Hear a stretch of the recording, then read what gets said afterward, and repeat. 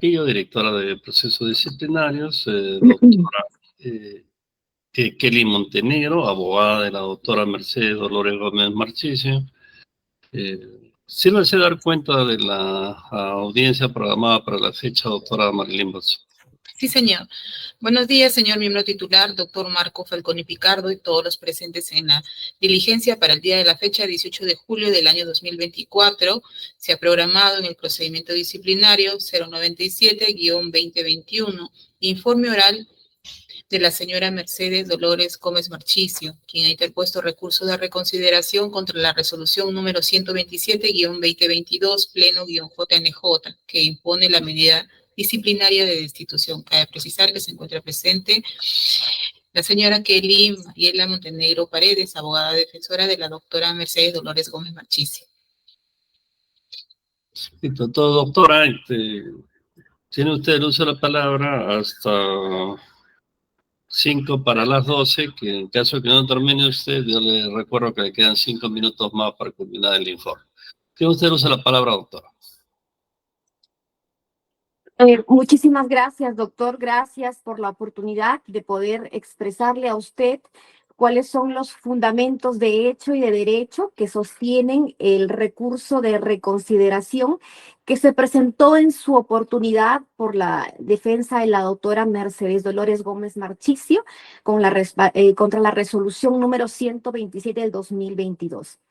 Efectivamente, señor magistrado, quisiera contextualizar los argumentos de nuestro recurso, indicando pues que nuestra pretensión de nuestro recurso se enfoca básicamente en 3 pretensiones.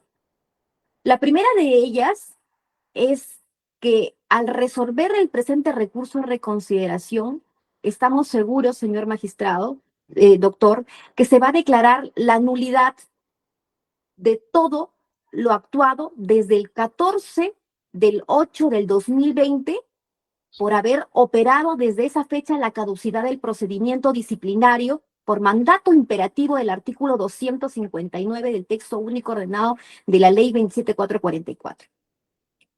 Como segundo punto, esta defensa de considerarse, pese a que el contexto expreso de la ley 27444 lo establece, solicitamos se declare la nulidad de todo lo actuado desde la fase de instrucción porque se está vulnerando flagrantemente el derecho de defensa a un miembro instructor imparcial, lo que vulnera a su vez de forma irreparable el debido procedimiento y en suma el derecho a un proceso justo.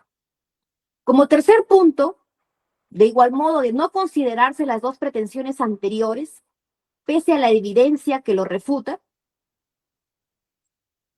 solicito se declare la nulidad de la resolución de destitución por incurrir en incongruencia omisiva, al no haber resuelto los aspectos de la defensa en controversia y no haber motivado otros por falta de razonabilidad, lo que vulnera el derecho de defensa de mi patrocinada.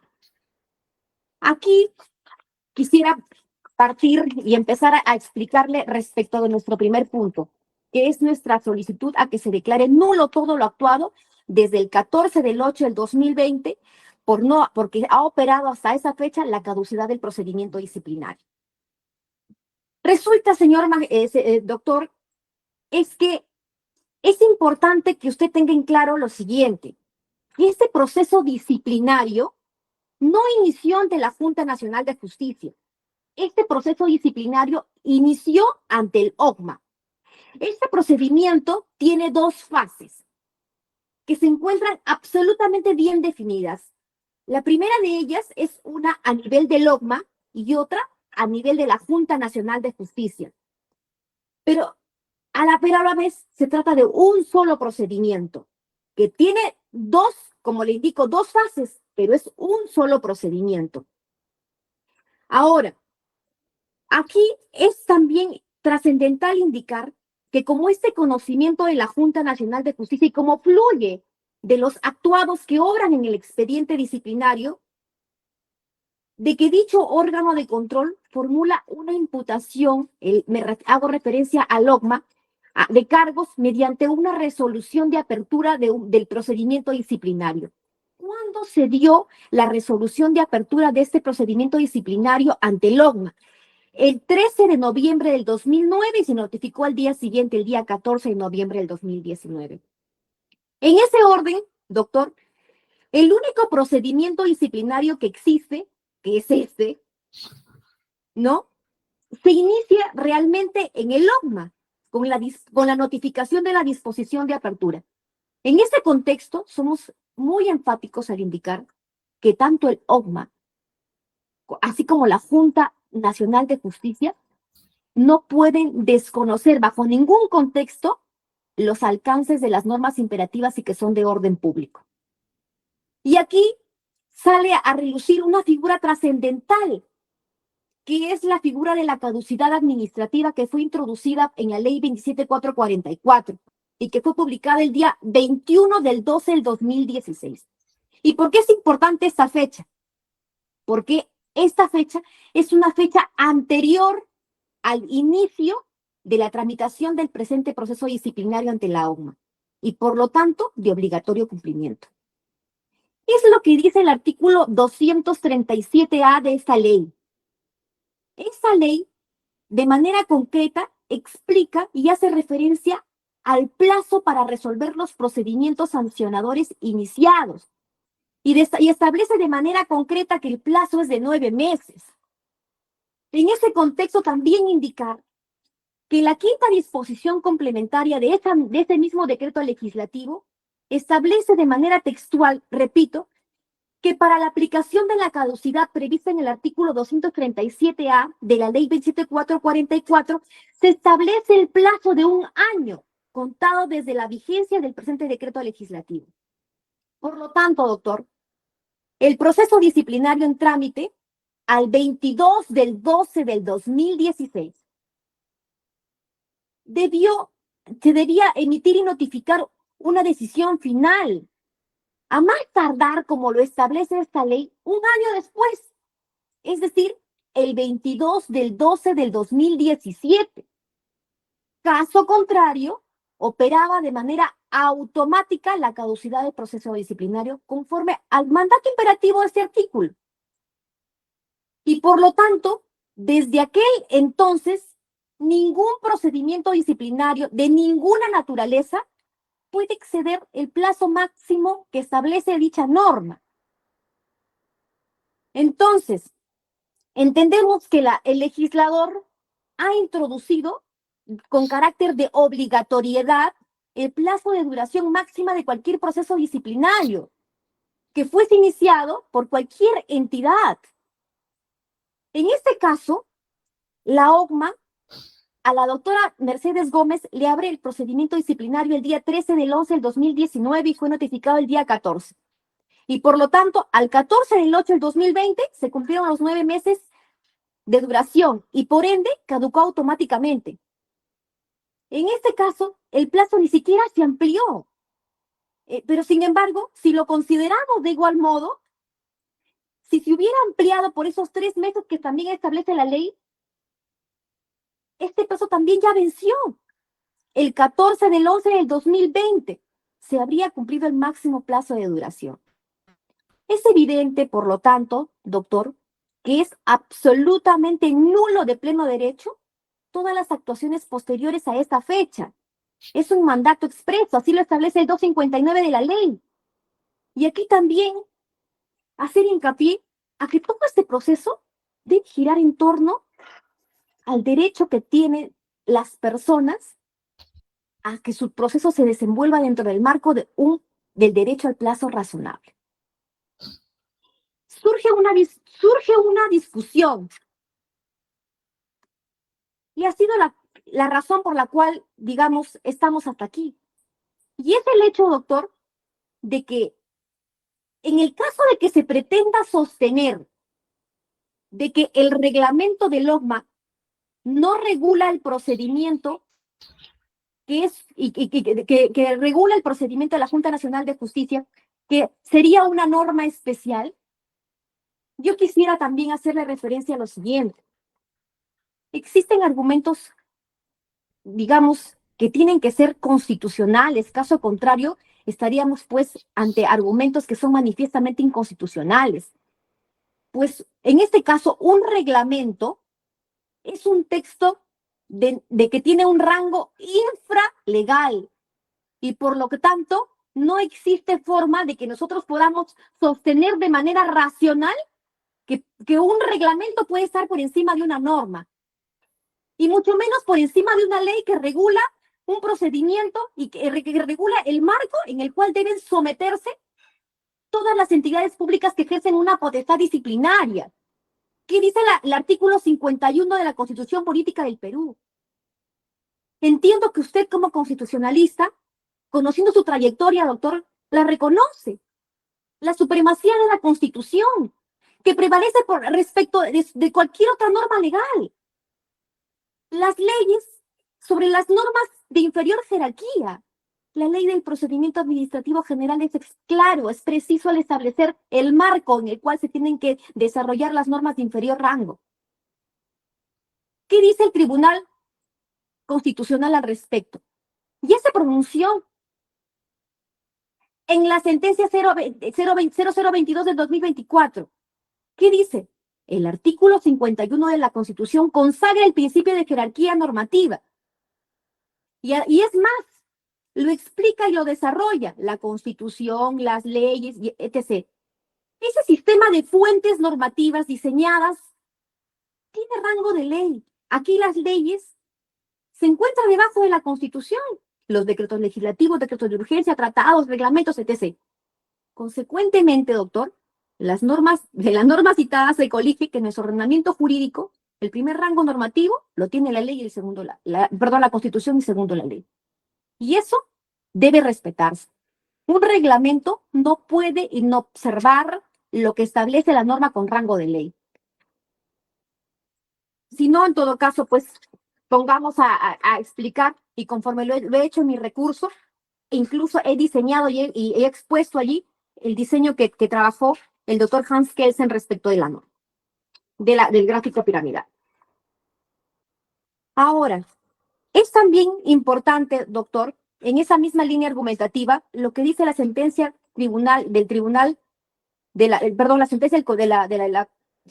Constitucional, que es la 01873 del 2019. Dice que es importante que se apliquen los principios generales incluso del derecho penal, pero con ciertas matices. Y acá también quiero hacer hincapié, doctora, lo que dice el artículo 2 del título preliminar de la Ley del Procedimiento Administrativo General. Las leyes que se crean y que regulan procedimientos especiales no podrán imponer condiciones menos favorables a los administrados. ¿Qué dicen los principios generales del derecho penal? Que se aplique también en sede administrativa el principio de legalidad. Nula en crimen, nula en pena sine ley, conforme a la cual la ley debe preceder a la conducta sancionable, determinando el contenido de la sanción. ¿Cuándo se estableció el marco de la temporalidad? En el 2016. Este procedimiento es del 2019. ¿Por qué no debería ser de aplicación, doctor? La misma ley del procedimiento administrativo general, en su numeral 247.1.2, desarrolla los principios que yo le acabo de explicar. ¿Por qué no sería de aplicación? Y respecto de este punto quiero establecer ciertas conclusiones. Y la primera conclusión las voy a leer así rápidamente. Primero, que ningún procedimiento disciplinario desde la notificación de la apertura del mismo, puede durar más de 9 meses, pudiendo emplearse antes de su vencimiento por 3 veces más. Segundo, que la caducidad del procedimiento administrativo es automático y debe ser declarado incluso hasta de oficio. Que operada la caducidad, la consecuencia jurídica es que se quede sin efecto la suspensión y que fuera generada por la apertura del procedimiento disciplinario caduca.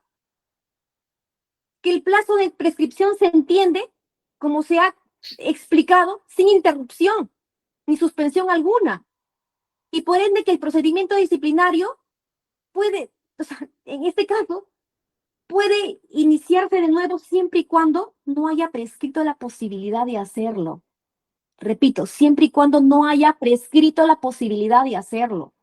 Y por último, doctor, y de gran importancia, ninguna ley especial puede regular la figura de la caducidad y la prescripción en forma menos favorable a la prevista y o regulada en la Ley del Procedimiento Administrativo General. Y con mucho más razón, no podrá hacerlo una norma infralegal, como un reglamento. Por lo tanto, la posición que usted tiene como garante de la legalidad, doctor, es eso. Y eso es lo que estamos pidiendo. Que se tenga presente esta norma de rango constitucional. Que se tenga presente el principio de jerarquía normativa que le he explicado y con lo cual el reglamento del procedimiento disciplinario del OCMA no puede, bajo ningún contexto, primar sobre la Ley del Procedimiento Administrativo General por ser el reglamento una norma infralegal. Ahora, respecto de mi segundo punto, esta defensa dice que en el caso de que el Pleno de la Junta Nacional de Justicia, yendo contra todo texto expreso y claro de la ley, de la Constitución, en el extremo negativo y lamentable que se desestime nuestra petición de caducidad, pido que se evalúe con razonabilidad el siguiente aspecto que le voy a exponer, doctor. Porque esta situación vulnera el derecho de defensa y a un proceso justo e imparcial en todas sus fases. ¿Qué es lo que pedimos de manera concreta? La nulidad de todo lo actuado desde la fase de instrucción, doctor, porque está vulnerando el derecho de defensa a un miembro instructor imparcial. Y le explico por qué. Todo justiciable, doctor, tiene derecho a un proceso justo, a una instrucción justa. Y que la persona que tiene a cargo esta investigación obre con imparcialidad. ¿Qué es lo que estamos acá nosotros discutiendo, doctor? Nosotros estamos discutiendo que la investigación, la instrucción que estuvo a cargo de la doctora Inés Tello de Ñeco, no actuó con objetividad ni imparcialidad, sino que la doctora tuvo un gran sesgo, lamentablemente un gran sesgo, y que ha generado grandes perjuicios, porque ha habido una animadversión, doctor, y ninguna predisposición a escuchar los argumentos de esta defensa, ni a aceptar y a valorar los medios de prueba que en su oportunidad se solicitaron, donde la doctora advirtió irregularidades y verdaderamente no se hizo nada. Le explico, doctor. Permítame, por favor, explicarle. ¿Cuáles son las razones? Resulta, doctor, que se está efectivamente vulnerando los derechos de mi patrocinada a una instrucción justa, en principio, porque como fluye de autos, a nivel del OCMA, mi patrocinada solicitó de manera reiterativa, insistente, que se le tome su declaración. A la doctora Mercedes no se le tomó su declaración en sede del OCMA. Y esa circunstancia, doctor, se hizo de conocimiento de la doctora Inés Tello de Ñeco. ¿Y qué es lo que se le dijo? No ha podido explicarse. La doctora no ha podido sustentar su posición. Si todo, doctor, gira en torno a un proceso administrativo, a un expediente judicial, lo más lógico es que se le escuche a la persona involucrada y que explique cómo es que se dieron los hechos. Ni siquiera tuvo la oportunidad delante del OCMA de hacer tal circunstancia. ¿Qué es lo que dijo? Ante esta grave afectación, la doctora dijo, bueno, a fin de no afectar el derecho de defensa de la señora, que venga a declarar acá. Fuimos, le dimos un info, la doctora declaró, le pretendió explicar. Sin embargo, ¿qué es lo que pasó en esa diligencia? La doctora le dice, doctora, ¿usted tiene alguna pregunta que le pueda hacer a la doctora Mercedes a fin de que usted pueda aclarar el panorama? ¿Qué dijo la doctora Tello? Dijo que no formularía ninguna pregunta. Y que dijera a la doctora Gómez lo que le pareciera pertinente. ¿Cómo, doctor? Permítame ahora sí proyectarle. ¿Cómo puede ser posible doctor, que si todo este proceso gira, todo este conflicto que ha puesto a la doctora Mercedes en una situación tan vulnerable en su vida profesional, personal, gira en torno a este procedimiento. Permítame, por favor. Le quedan, doctora, por si acaso, 6 minutos. Por favor, le suplico me permita terminar este cuadrito, porque es Sí, sí. trascendental, doctor. No, Mire, no, doctor, usted verá, todo este proceso gira en torno a un expediente, que es el expediente 15785 del 2013, donde la doctora era miembro de la tercera sala penal con reos en cárcel. Resulta, doctor, que nosotros le solicitamos a la doctora que le permita declarar y explicar todo este proceso. Imagínese, doctor, si a usted no tendría ninguna duda respecto a todo el cuadro que yo le estoy exponiendo. La doctora ni siquiera quiso hacer una pregunta, simplemente le digo, diga lo que usted considera. Y lo más trascendental, doctor, usted verá que en esta línea de tiempo nosotros estamos explicando cómo se llevó a cabo ese recurso de apelación de la sentencia. ¿Cuándo fue la audiencia de vista de la causa? El 13 de diciembre del 2017. ¿Cuándo se realizó la presunta comunicación que habría tenido la doctora Mercedes con el señor César Inostroza Pariachi? El 28 de diciembre. Pero ¿qué pasa? Un dato trascendental, doctor. El día 15 de diciembre, que es en el segundo ítem que yo le estoy enseñando aquí, la doctora Mercedes Gómez le entregó el expediente a su asistente, la doctora Raquel Tello Gatica, para proyectar la sentencia de nulidad. ¿Qué es lo que nosotros le solicitamos a la doctora dentro de su proceso disciplinario? Que por favor nos permita traer a la señora Raquel Tello Gatica para que pueda explicarle a ella, para que nos pueda dar un mayor detalle, para poderle hacer preguntas de mayor precisión que no se hicieron en otra instancia y que complementaría, para que explique en qué circunstancia le dio, cuándo devolvió el expediente y por qué, doctor. Porque a la doctora se le estaría imputando una cuestión vinculaciones extraprocesales que se habrían dado el 28 de diciembre, cuando la declaración de la doctora Gatica acredita que la doctora ya había emitido un pronunciamiento, una decisión del sentido de su sentencia desde el 15 de diciembre. ¿Dónde está la interferencia? ¿Dónde está el beneficio, la afectación de sus obligaciones como magistrada? Y la doctora no llamó a declarar a la doctora Tello Gatica. ¿Y por qué, doctor? Y ahí también viene lo grave. Permítame, por favor. Ahí viene también lo grave. ¿Y qué es lo que también debería usted considerar? Debería considerar, doctor, que entre los argumentos... Acá está. Y debería también considerar, doctor, que dentro de los argumentos que también afectan muchísimo al procedimiento, es que la doctora concluye la investigación en base a subjetividades, a que se ha vulnerado la ética, dice a que se ha afectado principios, pero no los explica, no los detalla, no fundamenta las razones que nosotros estamos explicando. Y es aquí, doctor, que entramos al tercer punto. Trascendental también, doctor. Queda 3 minutos, doctora, para que... Para cerrar, también pedimos, doctor, en el caso de que no se acepten nuestras dos posiciones anteriores, solicitamos se anule la resolución en materia de reconsideración porque ha incurrido en incongruencia omisiva e indebidamente motivada, doctor. ¿Y en base a qué? ¿Cuál es el argumento de la defensa?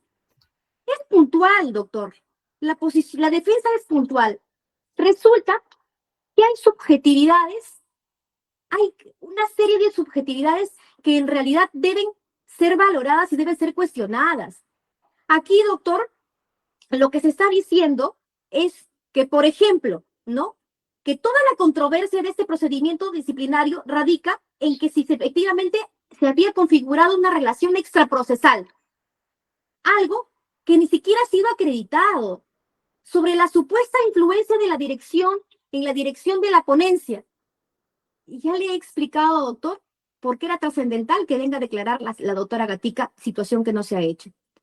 Segundo, doctor, en el considerando 52 de la resolución que emite la doctora, aquí también se está afectando el derecho de defensa y el debido proceso y a la valoración de la prueba, porque no solamente la doctora está omitiendo la realización y el análisis de pruebas esenciales.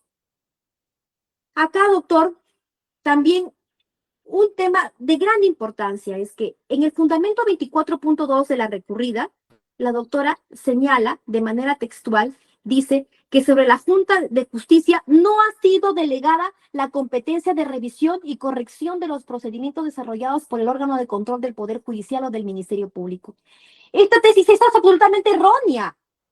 La Junta Nacional de Justicia, doctor, está en la obligación de revisar que los autos que están enviando el Poder Judicial y el Ministerio Público no tengan vicios.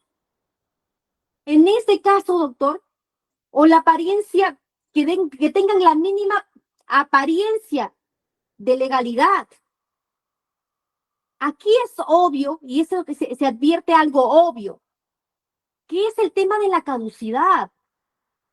La doctora debió haber analizado qué información recibe del Poder Judicial.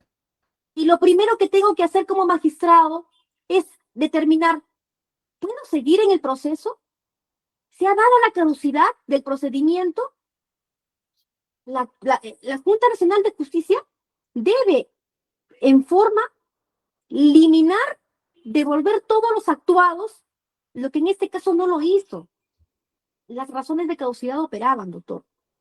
Por otro lado, la miembro instructora, respecto a los alcances de la interferencia pasiva, en el primer párrafo del ítem 29 de la resolución de la recurrida, sostiene lo siguiente. ¿Qué es lo que dice? Que en esa misma línea... Doctora, un minuto para que culmine usted. Ya se han cumplido los 30 minutos. Finalmente, doctor, lo real aquí, doctor, es que se alude en forma suspicaz de nuevo a una situación que no son relevantes, como que no había registrado las visitas u otras consideraciones que no ni siquiera están vinculadas a la actuación de mi patrocinada y que no son consideradas pertinentes para que se pueda refutar lo que se ha demostrado o no ha sido refutado en la ponencia, ¿no? Y que estuvo ya definida, como ya lo expliqué, doctor, como lo ha indicado en otros procedimientos la doctora Gatica desde el día 13 de diciembre del 2017. Por estas consideraciones, señor magistrado, lo que esta defensa solicita es que en realidad se valore de manera mesurada las 50 y tantas páginas de nuestro recurso de reconsideración y se tenga en cuenta, doctor, las observaciones que se han presentado a los considerandos 46, a los considerandos 52 y a los considerandos 90 del recurso, toda vez que, doctor, en este caso es clarísimo que existen razones para que se pueda decir, doctor, de que ha habido una grave afectación en todo este proceso, en su derecho a la prueba y en su derecho de defensa de mi patrocinado. Es por ello, doctor, solicito se declare fundado el recurso de reconsideración presentado y que conforme a derecho y en primacía de los derechos constitucionales de mi patrocinada, pues sean escuchados y valorados los argumentos que le he expuesto. Listo, muy agradecido, doctora Kelly Montenegro. Ojalá pueda usted presentar un resumen con sus diapositivas, especialmente el cuadro para ver la línea de tiempo, que definitivamente nos puede ayudar mucho mejor. Ha concluido la vista y muy buenas tardes. Muchas gracias, doctor. Tengo un PPT que se lo voy a hacer llegar en el día. Gracias. Buenas tardes.